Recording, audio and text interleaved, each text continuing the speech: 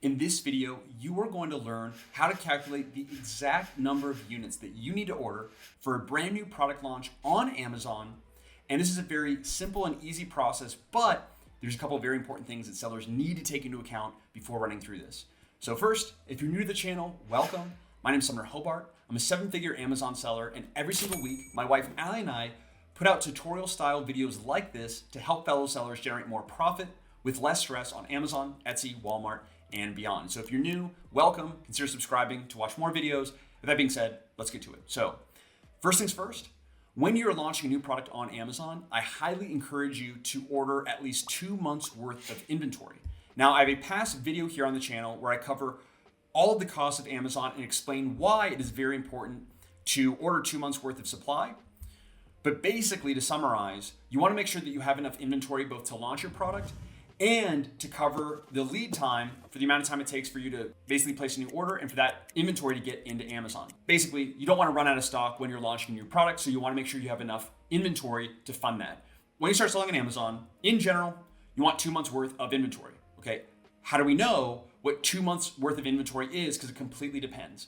If anyone gives you an exact number, like, oh, start selling on Amazon, you need to order 100 units, or 500, or 1,000, they're completely lying to you because it is completely dependent on the product and the level of competition for your specific product, which I'm going to show you now.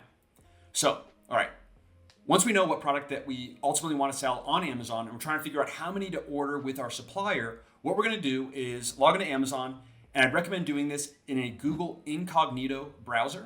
So once you do that, type in your main product keywords. So we do beeswax candles as an example, hit enter. So we're going to sell some beeswax candles. Next thing you want to do is either get the Helium 10 or Jungle Scout Chrome extensions. These are two of the best Amazon product research tools, and these are what we're going to use to help estimate our revenue. So it is extremely important to use a tool. I've talked about this so many times. If there was a free tool out there that could do this, I would absolutely be using it and recommending it, but there is not. In the long run, on Amazon or even $10,000, it's very, very important to spend, $40 or so on a tool. So what we're going to be using is Helium 10, but like I said, Jungle Scout is just as good. I just prefer Helium 10. So I click on the Chrome extension in the top right. Next, what we're going to do, once the product page is loaded here, which is beeswax candles, I'm going to click on X-Ray, which is their Amazon product research tool. Once that loads, click on Filter Results and hide sponsored products from the results. Because basically, we only want to see organic results here that are organically ranking. Next, in the revenue column, click to where it's in descending order, so click a couple times. Now we have highest revenue to lowest.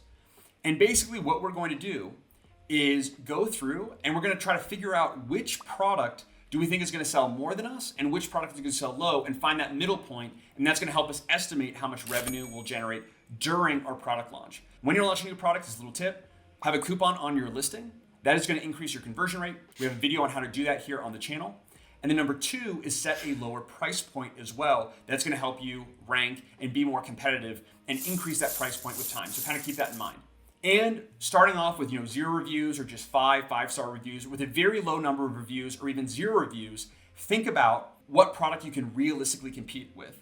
So you should know your audience really well. By this point, you should have done survey data for your audience, review analysis, analyzing thousands of Amazon reviews using ChatGPT, keyword data to know exactly what customers want, what they're not finding, their pain points, their desires, why they're buying, when they're buying. You know your audience and your industry better than anybody else. If you don't, that's step 1, and then come back to this video. But assuming we're at that stage, you know your audience really well, you know your product fairly well, that's going to help us immensely with this estimation. So we know what price we're going to start selling for. We know we're not going to have a lot of reviews to compete with when we're starting off. So we're going to use our own common sense and our own knowledge that we've acquired to this point and go through the list, top down, and try to look for a product that we can realistically compete with. So let's say up here, so we have, just to kind of describe, we have the product details. So there's the title, the image, obviously the ASIN. Some other important information aside from the revenue is we have the rating. So out of 5 stars, 4.6, the number of reviews. Those are some really important. So I like to look at rating, review count. I like to look at the image. I'll actually open up the list and kind of analyze deeper. But basically, I know my product. If my product's going up against this product right here, the Yuko, could I do more revenue, or is it likely I'm going to do less? That's the one question, more or less for this. And let's say in this example, not so much. Not with the reviews that I have for my specific audience. We're gonna have colored candles. These are like a specific color. So not really this much as, I think this will be, they'll outsell us, especially in the beginning while we're launching. So I think they're gonna do more revenue than us. Okay, then we move to the next. Because basically more or less, if it's less, then we move lower. So we have this one. Again, let's just say, based on our analysis, I don't think we'll sell as much as them. They have some pretty strong reviews and their product design, everything. Now we move here, we're like, okay, we're selling colored beeswax candles. It's a slightly different design, and we think we have better design, better packaging than this competitor, but they're pretty well established. But clearly, for colored beeswax candles, we know that there's demand for about $25,000 per month in revenue being generated for these candles. Oh, and by the way, these revenue numbers are per month, so over a 30-day period. And of course, they are estimates. This isn't actual data, but they're fairly accurate, especially for more established categories.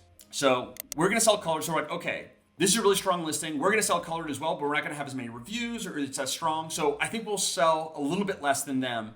Then we move down one more time and ask the same question. For the blue corn beeswax with our product, do we think more shoppers are gonna buy our product or this product, more or less? And for us, in this example, let's say more. Okay, so I think we'll sell more than this blue corn realistically, based on all of our data and research, but I think we'll sell less than this when we're starting off.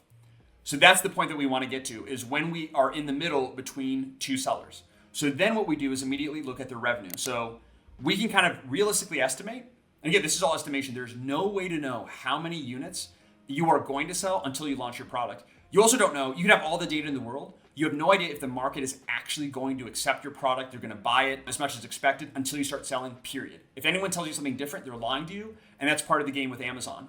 There's a lot of estimation that you need to do, and that's just business and life in general. But instead of just throwing a random number out there or following some random YouTuber that doesn't even sell on Amazon, it's good to use data as much as we can to help kind of reduce and get better and better estimates. Even if it's not a perfect estimate, let's say our estimates are 50% closer to what they would have been, that's amazing. It's really helpful. They're still really far off, but they're much closer than what they would have been. So just keep that in mind. This is all estimation, but it is way better than not doing it at all or just completely guessing, which it's unbelievable how many new sellers do this. It's crazy. So this is gonna put you so far ahead and make you plan much, much better and get much closer to your goal.